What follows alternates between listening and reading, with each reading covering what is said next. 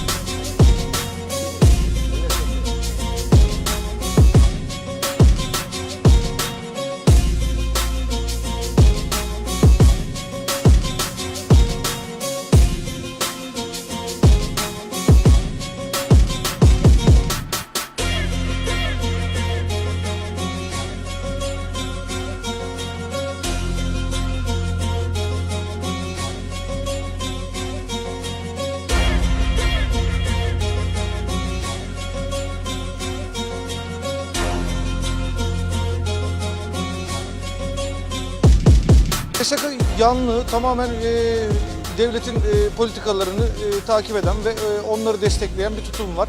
Böyle bir şey yok. Böyle bir saçmalık, böyle bir şey yok.